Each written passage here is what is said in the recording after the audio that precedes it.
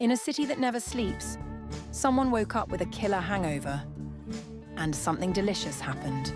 Welcome to Once Upon a Dish, where we unravel the mysterious, mouth-watering, and occasionally messy origins of your favorite foods. Today's tale? A dish so decadent it basically invented brunch. A perfect balance of crispy, creamy, salty, and smugly photogenic. That's right. We're talking about the one, the only, Eggs Benedict. This episode was whipped up by the good folks at Once Upon a Dish, where every bite has a backstory and history is served with a runny yolk and a wink. Our motto, something delicious happened. And today, it really did.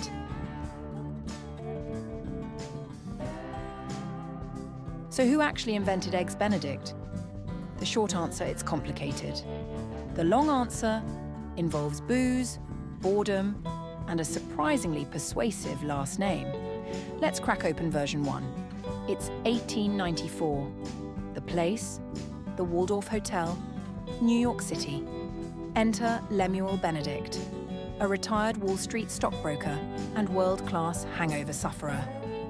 Legend says he stumbled into the Waldorf one morning in desperate need of edible salvation.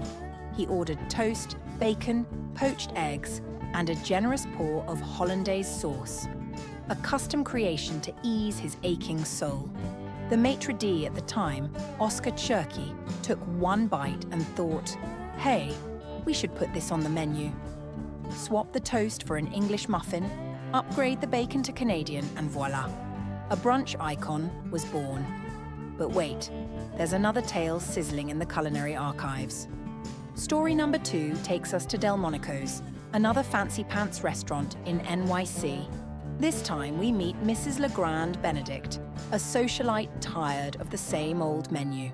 She asked the chef for something new, and like a culinary fairy godmother, he granted her wish, with poached eggs, ham, muffins, and hollandaise.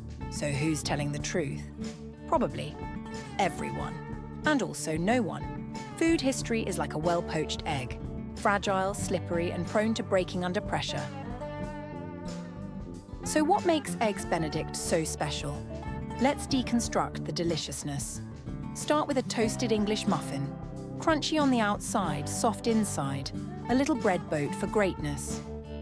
Add a slice of Canadian bacon or ham. Salty, savoury, a breakfast hug. Gently lay a poached egg on top.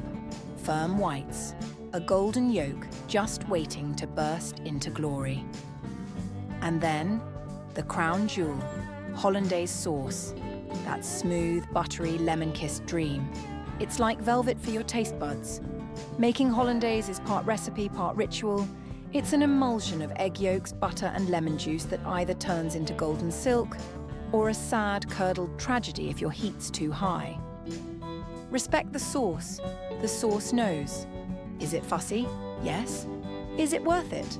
Oh, absolutely. Is it technically breakfast? Maybe. Is it low-key an art form? We think so.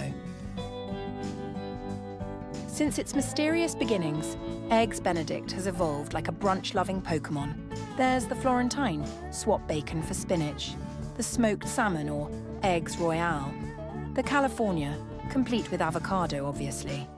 You can pile on crab cakes, pulled pork, tomato slices, even kimchi if you're feeling spicy. It's a choose-your-own adventure. Just don't forget the egg and that glorious golden sauce. Eggs Benedict is more than a meal. It's a love letter to indulgence, a mid-morning rebellion against boring breakfasts. It's high maintenance, high reward, and totally worth the effort. It survived a century, multiple origin stories, and probably 1,000 Instagram filters. And through it all, it still reigns as the unchallenged monarch of brunch. Now we want to hear your version of the story. Do you keep it classic? Add a twist? Skip the muffin and serve it on hash browns? Drop your favorite take on Eggs Benedict in the comments. Bonus points for bold combos and double bonus points for excellent egg puns. Because here at Once Upon a Dish, something delicious happened. And it's still happening. in kitchens like yours. Bon appetit!